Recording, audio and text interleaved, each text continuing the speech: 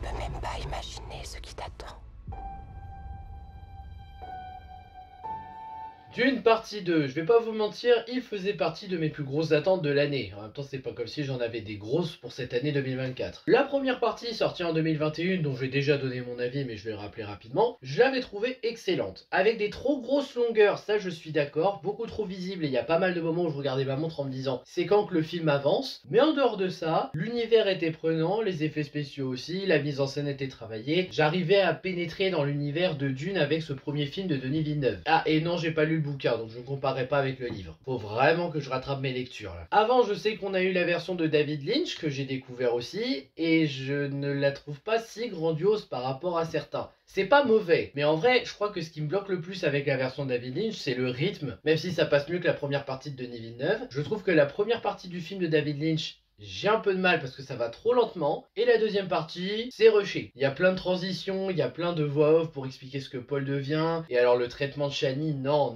Chani a mérité mieux que ça. Donc vous l'aurez compris, la version de David Lynch, je comprends pourquoi elle est adorée, mais moi pour ma part, je ne la trouve pas si excellente. Il y a quand même du bon à garder et ça reste un film culte des années 80 pour des raisons compréhensibles. Mais aujourd'hui, on est là pour parler de Dune partie 2, donc réalisée à nouveau par Denis Villeneuve. Deuxième partie qui se passe quelques jours, il me semble, voire même on va dire un mois, quelques mois après le premier opus. Et qu'est-ce que ça vaut? Et ben on va voir ça tout de suite. Mais parlons d'abord de l'histoire de ce Dune deuxième partie. La prophétie grandit de plus en plus et effraie de plus en plus les plus hautes autorités de cet univers. L'empereur est effrayé, également le baron et ses neveux qui cherchent à éliminer Paul une fois pour toutes par peur de la prophétie. Paul Atreides de son côté déchu car la famille Atreides a été détruite, excepté lui et sa mère, sont maintenant parmi les Fremen et tentent de s'intégrer. Mais de son côté, la mère de Paul essaye de faire en sorte qu'il devienne le fameux Gomme Jabbar, le haut ennemi, qui serait craint de tous comme le veut la prophétie. Paul de son côté cherche surtout à s'intégrer aux Fremen et se fiche de la prophétie, mais est-ce que son destin va finir par le rattraper? En gros, c'est l'histoire du film globalement résumée, et encore je vous fais un résumé grossier exprès pour ne pas spoiler. Et qu'est-ce que j'ai pensé de ce Dune deuxième partie? Alors déjà, je sais que certains ont dit que c'était l'Empire contre-attaque, voire que c'était digne du Seigneur des Anneaux, voire le Seigneur des Anneaux de cette génération. Je suis pas totalement d'accord avec ça, mais j'en parlerai en conclusion parce que je comprends pourquoi ils en sont venus là. Pour autant,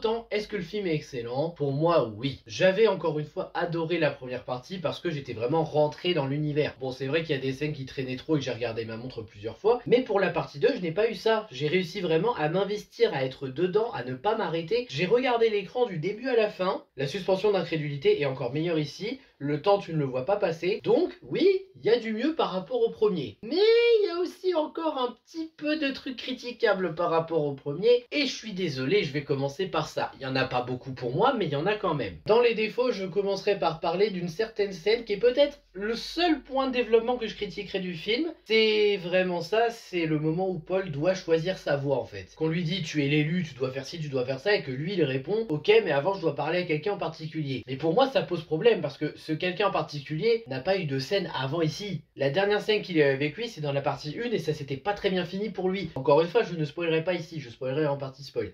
Mais pourquoi lui? Vous savez ce qui aurait rendu ce moment vraiment réussi? C'est de mettre des petites scènes où Paul voit ce personnage, même en illusion, qui lui parle de temps en temps. Vous auriez juste fait ça, cette scène n'aurait pas posé problème. Parce que là, le problème, c'est qu'il arrive en mode « Je vais t'aider à te choisir vu que tu me demandes », mais ça peut même pas être le cas vu comment était votre dernière interaction ensemble. Donc je trouve ça un peu bizarre en termes de choix. Bon, il y en a qui ont espoir qu'on ait une version longue à la sortie du Blu-ray. On peut espérer que ça corrige un peu ça, mais je sais pas, moi j'y crois pas pour l'instant. Sinon, je me plaindrai aussi du manque de tension parce qu'on va pas se mentir, la tension, on n'y croit pas. On a beau faire des scènes impactantes, une mise en scène travaillée avec des musiques géniales, et bah faut être honnête, la tension, je n'y ai pas cru une seule seconde. J'ai pas eu peur pour Paul, j'ai pas eu peur pour Chani, j'ai pas eu peur pour un des Fremen. Bon, je mens un peu, il y a une scène qui aurait pu me faire peur pour les Fremen, mais c'était un personnage dont j'en avais rien à secouer, je savais même pas qui c'était, donc je me suis dit, eh ben non. L'attention pour moi n'est pas trop réussie. L'émotion pareil, parce qu'on a beau essayer de te faire des scènes réellement émotives, y compris la fin, on a essayé de la faire en mode émotion, mais pour ma part, je suis désolé, l'émotion n'a pas pris. À aucun moment je me suis dit oh là là que c'est triste, je suis impacté, ou je suis en colère, ou quoi que ce soit. Malheureusement non, mais c'est tout ce que je peux réellement reprocher au film. Pour le reste, ça s'en sort assez bien. Bon après c'est vrai qu'il y a eu du sacrifice en termes de traitement de personnage. J'en ai vu que certains reprochaient à Jessica, jouée par Rebecca Ferguson, la mère de Paul, qu'elle était assez en retrait et qu'on expliquait pas pourquoi elle avait pété les plombs, ou du moins qu'elle veut à tout prix maintenant que Paul devienne l'élu. Et mais j'ai envie de de dire si, on comprend en fait. C'est son fils, elle l'aime, et le pouvoir de l'eau de vie l'a corrompu. Donc en vrai, non, c'est compréhensible. Ça, et puis n'oublions pas qu'un certain élément est important aussi à prendre en compte, c'est sa sœur. Donc j'ai pas lu le bouquin, mais en termes de scénario et tout ici, je comprends bien. J'ai pas besoin qu'on m'explique ça pendant une demi-heure ou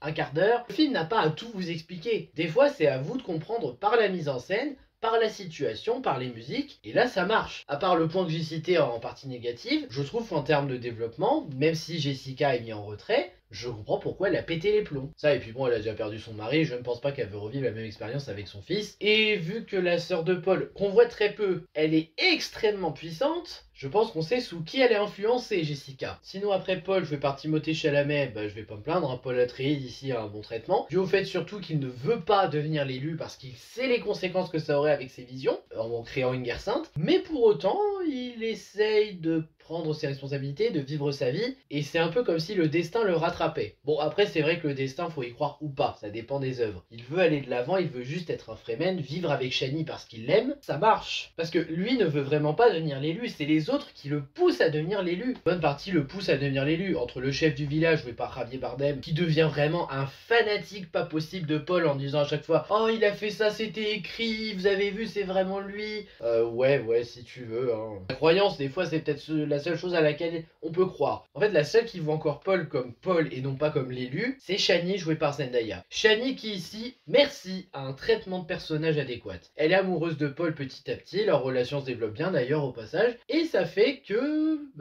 elle est amoureuse de Paul. Mais quand elle le voit devenir l'élu qu'il devient, en fait, ce qui est bien avec Chani, c'est que Chani, elle se bat sans croire à la prophétie. Elle est sûre que la prophétie, c'est juste une manière de tenir en otage les Fremen. Et je me demande si elle a pas raison. T'as l'impression que Chani, c'est la seule figure raisonnée ici, même pour Paul. Bon, après, ça va entraîner à certaines conséquences que je ne spoilerai pas ici. Mais honnêtement, Chani, je trouve qu'elle fonctionne très bien. J'ai enfin un vrai personnage à part entière, et ça fait plaisir à voir. Et sinon, je pense du côté des protagonistes, j'ai pas grand chose à ajouter en fait. Par contre, du côté des antagonistes, c'est un peu simple. Ça marche, mais c'est un peu simple. Le baron Harkonnen, son neveu qu'on avait déjà vu joué par Dave Bautista, et le nouveau neveu, dont j'espère que je vais réussir à prononcer le nom, Feyd Rautha, joué par Austin Butler. Alors là, on a la famille Harkonnen au complet, hein. Bon, c'est vrai que déjà le premier neveu joué par Dave Bautista, il était pas grandiose. Il est là pour faire l'homme de main du baron seulement. Il a pas de vraie caractérisation, tu sens qu'il est là juste pour ça. Après, moi j'aime bien la légère dichotomie qu'il a avec Josh Brolin. Alors lui, j'ai pas retenu son nom dans le film, je suis désolé, mais j'aime bien la dichotomie qu'il a avec lui depuis le premier film et ce qui s'est passé quand ils ont attaqué les Atreides. Même si c'est léger qu'on en voit pas beaucoup, mais à la limite, pourquoi pas. Tu ne peux pas tout traiter, même en 2 films,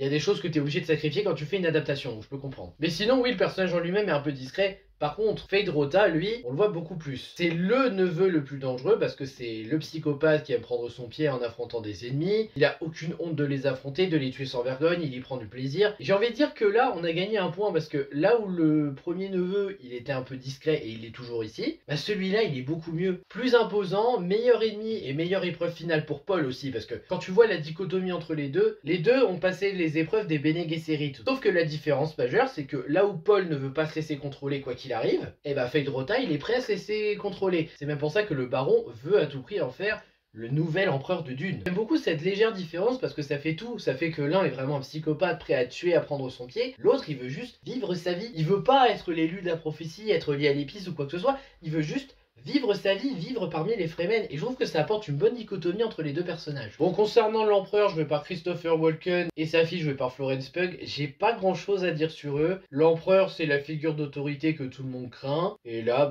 il a surtout peur de Paul qui pourrait prendre le pouvoir. Sa fille, c'est un peu plus intéressant parce qu'elle se pose plus de questions en essayant d'être une figure raisonnable. Moins que Chani, mais quand même. Après, ils sont un peu discrets. Et comme à la base, on se concentre sur les Harkonnen, disons que je comprends pourquoi ils ont voulu mettre l'empereur et sa fille, mais c'était peut-être pas nécessaire. Après, c'est pas comme s'ils avaient un grand rôle à jouer ici. Ils ont juste une figure d'autorité à craindre. Surtout quand tu sais que l'empereur, il veut se débarrasser de Paul aussi parce qu'il a peur de cette prophétie également. Bon, sinon, j'ai pas grand chose à dire. Le casting est de très bonne qualité, décor magnifique, univers un peu plus étendu, et on arrive toujours à rentrer dedans. Le jeu d'acteur est assez efficace, même si on dira que certains jouent moins bien que d'autres, ça reste quand même efficace. Les effets spéciaux de très bonne qualité. Les scènes d'action, il y en a un petit peu plus et c'est un peu mieux, mais vous attendez pas à beaucoup de scènes d'action, il y en a pas énormément. énormément. La thématique du film avec le pouvoir qui peut corrompre, bah c'est un peu logique parce que j'ai l'impression que l'épice a vraiment le pouvoir de corrompre. L'évolution de Paul qui fonctionne bien, bon il y a aussi Chani qui évolue d'une certaine manière, mais c'est surtout l'évolution de Paul qui intéresse ici. Une évolution à laquelle je m'attendais pas, mais j'avoue que c'est assez raccord avec tout ça. Notamment avec certaines révélations inattendues qui fonctionnent très très bien. Les costumes sont superbes, le symbolisme est intéressant, et la fin, tu sens que ça tease un peu en mode « Ah, est-ce que vous aimeriez la suite? C'est possible ».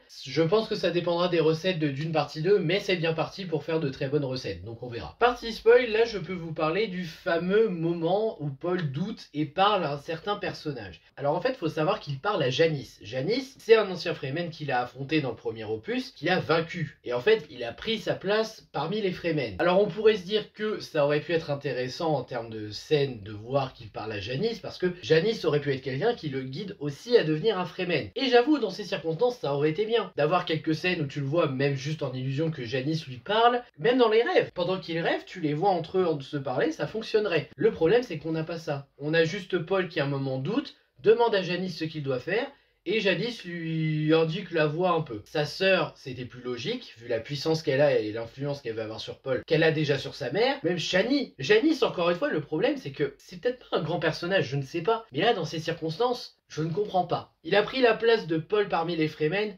Ok, mais ça veut pas dire qu'il est le mieux placé pour savoir ce que Paul doit faire. Surtout par rapport à la prophétie que les Fremen ont envie de croire mais que d'autres craignent. Sinon le final, Paul a vaincu Feyd-Rautha, il est mort, et donc maintenant il va épouser la fille de l'empereur et ils vont régner tous les deux sur Arrakis. Le problème c'est que les autres grandes maisons arrivent et refusent le règne de Paul malgré sa victoire légitime. Et donc Paul se prépare à déclencher une grande guerre, mais sans Chani. Donc la guerre sase va bien avoir lieu, mais Chani a décidé de partir. On la voit dans la toute dernière scène du film, elle se prépare à chevaucher un ver des sables. Alors, j'avoue que la transformation de Paul qui devient vraiment corrompu aussi par le pouvoir, sachant qu'avant on a appris que Jessica était la fille du baron et que donc Paul est le petit-fils du baron, j'avoue que celle-là je m'y attendais pas, c'est pour ça je pense aussi qu'on dit que c'est assez proche d'un Empire contre-attaque, parce qu'on a le même genre de révélation, et bah je dois quand même reconnaître que j'aime bien cet aspect. Alors ça sera peut-être mieux développé dans la suite si elle sort, mais j'avoue que j'aime beaucoup l'aspect que Paul maintenant soit devenu un conquérant à craindre, parce qu'il voulait le pouvoir. Tout le monde l'a poussé à devenir l'élu, mais c'est dans ce moment-là que je me dis, ah, peut-être qu'il y en a qui vont enfin finir par regretter. Voilà, je pense que je n'ai pas grand-chose à ajouter, donc au final, que penser de Dune partie 2? C'est une excellente suite, meilleure que la partie 1 que je vous invite à voir au cinéma, parce que c'est une véritable expérience cinéma. Surtout en Dolby Atmos, ça doit être incroyable. Mais, est-ce que c'est réellement l'Empire contre-attaque ou le Seigneur des Anneaux de cette génération? Je sais pas trop. Mais après, est-ce que c'est facile pour moi de le dire parce que j'ai grandi avec des films comme la trilogie Seigneur des Anneaux, la saga Harry Potter, les Star Wars, donc évidemment ces films-là ont eu un grand impact sur moi. Or là, aujourd'hui, je ne suis plus un enfant, je ne suis plus un adolescent, donc c'est difficile de dire si l'impact est réellement grand. Mais en fait, je pense qu'on parle surtout pour les gens qui s'y connaissent pas trop en cinéma et qui cherchent des films marquants récents. Là, dans ces circonstances, je peux comprendre. Moi qui suis maintenant un cinéphile un peu âgé, je n'arriverai pas à dire si l'impact de Dune est vraiment si réussi que ça. Pour autant, je reconnais que si c'est ça pour eux la saga qui va être au niveau du Seigneur des Anneaux, pour cette génération, je peux comprendre. Surtout que là, on s'est mangé vraiment ces dernières années des blockbusters oubliables, un grand nombre de films de super-héros qu'on a fini par oublier, mais je comprends pourquoi on pense que Dune pourrait être ça. Surtout que Dune, en fait, est une véritable expérience cinéma. Mais vraiment, et je pense que ça participe grandement, parce qu'une vraie expérience cinéma comme ça, c'est vrai que ça fait un long moment que j'ai pas eu ça. Hein. J'aurais découvert ça en ayant peut-être 14-15 ans, j'aurais pu dire que c'est une saga que j'adore et que j'aurais pu revoir je ne sais pas combien de fois. Là évidemment, moins que des films que j'ai connus quand j'étais plus jeune, mais je comprends pourquoi on dit ça et le titre n'est pas démérité. Sur ce, merci à vous d'avoir regardé cette critique, n'hésitez pas à liker, à partager, à vous abonner, à me donner votre avis sur le film et je vous dis à bientôt pour de prochaines vidéos. Ciao!